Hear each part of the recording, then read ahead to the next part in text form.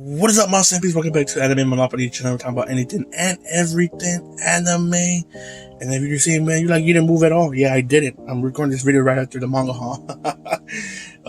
This video would technically fall on the Friday video, but since it's about anime in general, I just want to talk about it in general. But apparently Japan wants to fight back against piracy. And they want the help of other countries, which is crazy. Now I knew they were gonna eventually they were gonna finally put their foot down to try to do something about the pirating. Cause I remember my last video, they lost 14 million billion. I think it was 14 million in pirating, because of pirating. And now they finally want that to stop. That's a lot of money. Despite them making bank in anime, that's a lot of money that still went down the drain because of pirating. Now, you guys know what I said about pirating, especially the comments, because the comments on that post, one person said they were alarming, and I kind of agreed with him, Plus, I've said in that video myself, I'm not a holy moly where I don't look. There's manga that I want to read that never gets translated. So don't wait for me to read it. You already know. But that's besides the point. Now my question is, they want help from other countries. So my thing is obviously they're gonna want to shut down these websites that pirate manga, not just manga, anime, if anything that has to do with pirating anime in general, it be manga, whatever it be, they're gonna shut it down, and they're gonna want to help the other countries, which is crazy. I'm not gonna read the article because that's pretty much, the title is pretty much self-explanatory. They're gonna want help to shut this stuff down, to keep it on obviously they're gonna shut these websites down, but obviously new ones are gonna come up and rise up for us to use to pirate stuff. I said for us to use, like if I use them generously, which I don't. Only using with manga that I don't get translated. For example, that's my Akakasaka shelf. If you don't know who that is, he made Love is War. That's why the two girls are there. Hoshinoko, that's why the manga's there. Ren, is that Ren? I think that's the name. I just threw him on there for now. But that manga right there, behind Shinomiya, is the manga he debuted with. It got cancelled, so I never got an English translation. I read that on one of the sites, because that's the only way to read it. Because when I heard so much about it, I said I have to read it. And you see, it's Japanese, and you can barely see it. Let me grab it for you guys. Here, it is in Japanese, as you can see. Man, you got dust on you? What the? It is in Japanese. There's no English translation for this story. Oh, this is another story that didn't get English. The other one I'm talking about is those bottom ones. But even then, it's I'm glad Japan is doing something about it. But at the same time, these other countries, we gotta be look, there's manga I would love to read. It's never get translated. Manga I heard about this never gonna get translated. Cause there's just so much manga out there, and usually what gets English, what gets translated, or gets published over here in the States is popular manga that everybody's talking about. For example, Kaiju number 8, Hoshinoko, Kaiju-sama Love is War, Kami Got Killed. You see the Goblin Slayer, the manga I have here myself. 15 minutes, a lot of romances. The nice guy and the cool girl. This one they just started. The tigers and the lion. The tiger and won't eat the dragon yet. And then there's this that just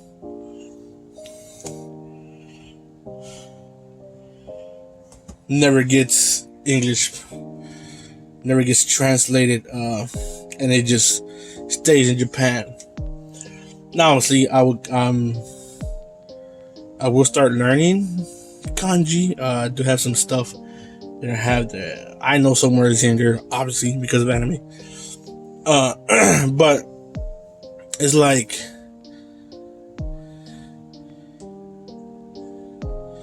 they gotta some way somehow go beyond the popular manga, the popular anime, to give us stuff that people don't really talk about, but that people want to read. We have to some way somehow. They have to some way somehow cater to that part of the manga community or anime community in general. And pirating is never going to go nowhere. It's always going to be an issue. That's just how it's going to be, which sucks, sadly, but that's just how it's going to be. And I really wanted to make this video to be like, okay, Japan, what are you going to do? Like, it's time to shut down these websites. Okay, makes sense. But at the same time, besides shutting down websites, like I said, what are you going to do to cater to us so we can get stuff that never gets translated that we want to read? You just go learn Japanese, go learn how to read kanji.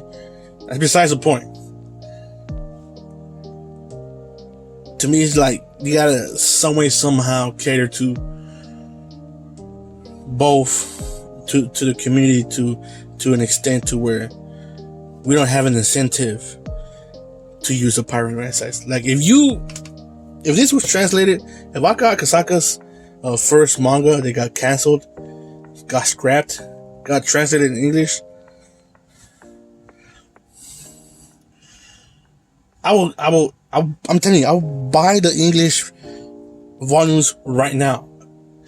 Because from what I read, it was stories all over the place, to be honest.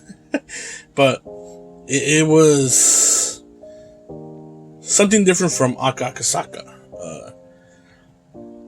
for sure. But I would definitely would love to get, because even pirating websites, that's not the official translation. People translate to, for the people that use the websites to read. So that's the question to me. Like, besides shutting down these websites, what other step are going to take to give people an incentive to subscribe to stuff instead of to look for these websites? Like, obviously, yeah, there's too many subscriptions at this point. But the anime spots is High Dive and Crunchyroll.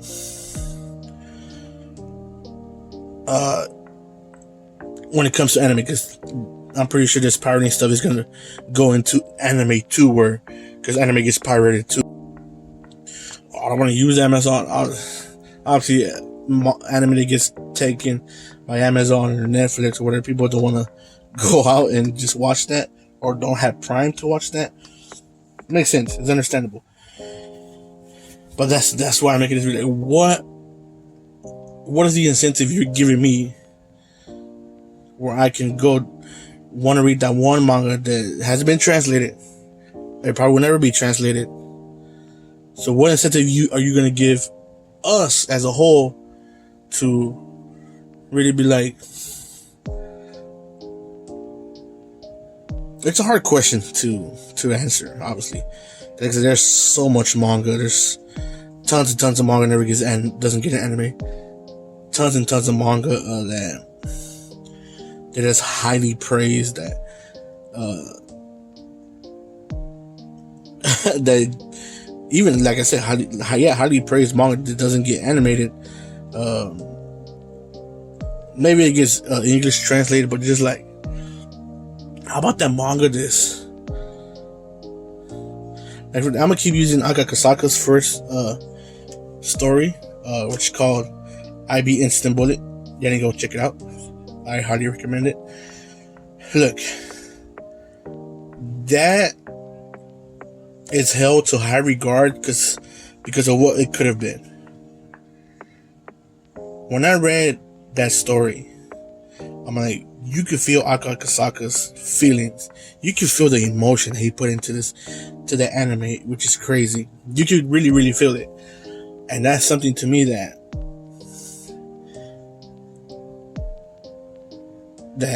I'm like, wow, if the only way I could have read it was through one of those websites, so that's how I read it.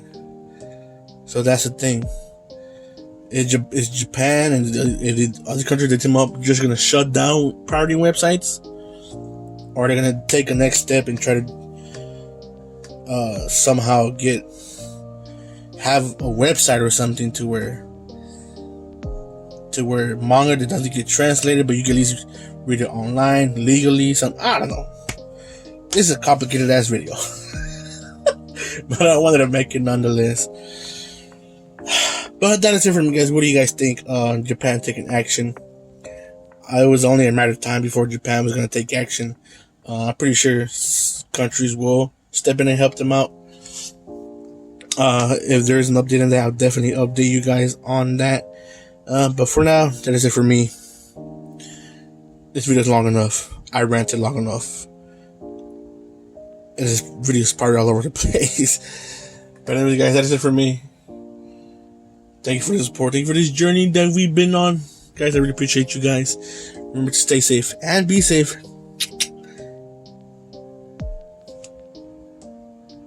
And don't go to the pirate websites. Alright.